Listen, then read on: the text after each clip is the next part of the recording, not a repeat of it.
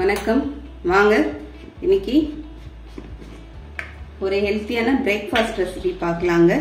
நமக்கு தினமும் இட்லி தோசை சாப்பிட்டு போர் அடிக்குதுன்னா இந்த மாதிரி ஒரு ஹெல்த்தியா பிரேக்ஃபாஸ்ட் பிள்ளைங்களுக்கு செஞ்சு கொடுக்கலாம்.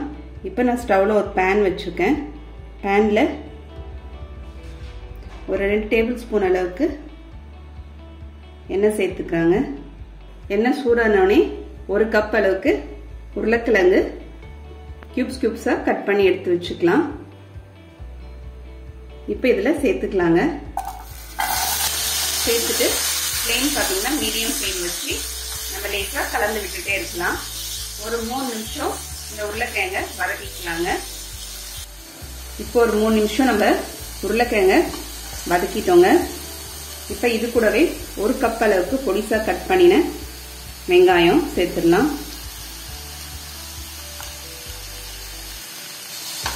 வெங்காயம் சேர்த்ததுக்கு அப்புறம் திரும்பியும் ஒரு 3 நிமிஷம் நம்ம வதக்கிக்கலாம். இப்ப வெங்காயம் வதங்கினதுக்கு அப்புறம் 1 கப் அளவுக்கு கோஸ் சேர்த்துக்கலாங்க. பொடிசா கட் பண்ணின கோஸை இது கூடவே ஒரு 1/4 ஸ்பூன் அளவுக்கு இதெல்லாம் வதங்கிறதுக்காக ஒரு உப்பு சேர்த்துக்கலாம். உப்பு சேர்த்து எல்லாத்தையும் ஒரு கலந்து விட்டுடலாங்க. இப்போ இந்த காயெல்லாம் வேகணும் நமக்கு. அதில் உருளைக்கிழங்கு வெங்காயம் வேகணுங்க. அதனால மூடி ஒரு 6-7 நிமிஷம் வச்சிடலாம். ஃப்ளேம் வந்து கொஞ்சம் மீடியம் ஃப்ளேமில் வச்சு வேக வச்சிடலாங்க. இப்போ ஒரு 5 நிமிஷம் ஆயிடுச்சுங்க. நடுவில் ஒரு தடவை எடுத்து கலந்துட்டு வச்சுருக்கேங்க. இப்போ நமக்கு நல்லா வெந்துச்சு. நம்ம இதை ஸ்டவ் ஆஃப் பண்ணிடலாம். உருளைக்கிழங்குலாம் நல்லா வெந்துருச்சுங்க. அடுத்தது ஒரு பவுல்ல 3 முட்டை உடைச்சு ஊத்திக்கலாம். 1/2 ஸ்பூன் அளவுக்கு உப்பு சேர்த்துக்கலாங்க. 1/2 ஸ்பூன் அளவுக்கு மிளகுத்தூள் சேர்த்துக்கலாம். 1/2 ஸ்பூன் அளவுக்கு சில்லி ஃபிளேக்ஸ் சேர்த்துக்கலாங்க. இது ஆப்ஷனல் தான். இது உங்களுக்கு வேண்டாம்னா ஸ்கிப் பண்ணிடலாம். இப்போ ஒரு ஃபோர்க் விஸ்க் ஏதாவது எடுத்து வச்சுட்டு நம்ம முட்டையை அடிச்சுக்கலாம். இப்போ முட்டையை நல்லா அடிச்சாச்சுங்க. இப்போ இது கூட பொடிசா கட் பண்ண கொத்தமல்லி தழை சேர்த்துக்கலாம். இப்போ நம்ம வதக்கி வச்சிருக்கிற இந்த காய்கறியை சேர்த்துடலாங்க.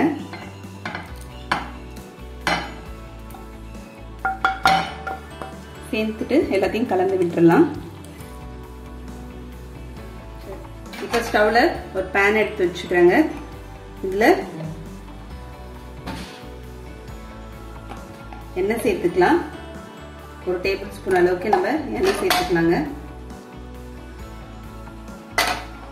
இப்போ நம்ம கலந்து வச்சிருக்கிற இந்த காய்கறி முட்டை கலவையை அதில் சேர்த்துக்கலாம்.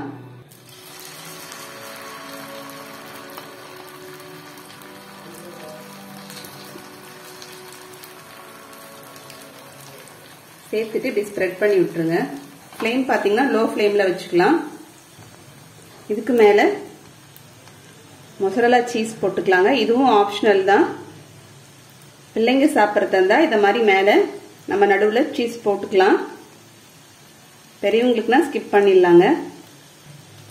இதுக்கு மேலே திரும்பி ஒரு லேயர் போட்டுடலாம்.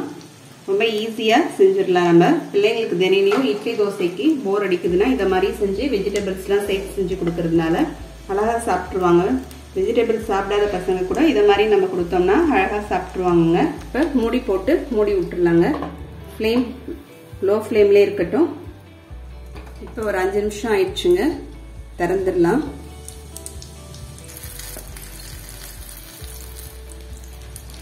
தண்ணியில் வெந்திருக்கு. நமக்கு ஒரு பிளேட் வச்சு திருப்பிக்கலாங்க.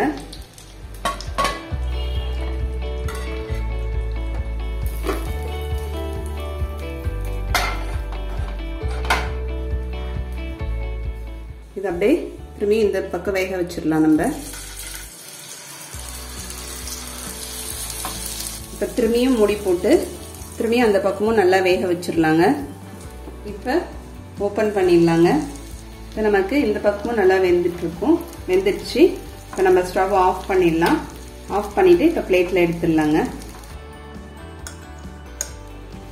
இப்போ நமக்கு ஒரு ஹெல்த்தி பிரேக்ஃபாஸ்ட் ரெசிபி ரெடி ஆயிடுச்சுங்க. வெஜிடபிள்ஸ்லாம் வச்சு நீங்களும் அந்த மாதிரி பிள்ளைங்களுக்கு செஞ்சு கொடுங்க. செஞ்சு கொடுத்துட்டு எப்படின்னு கமெண்ட் பண்ணுங்க.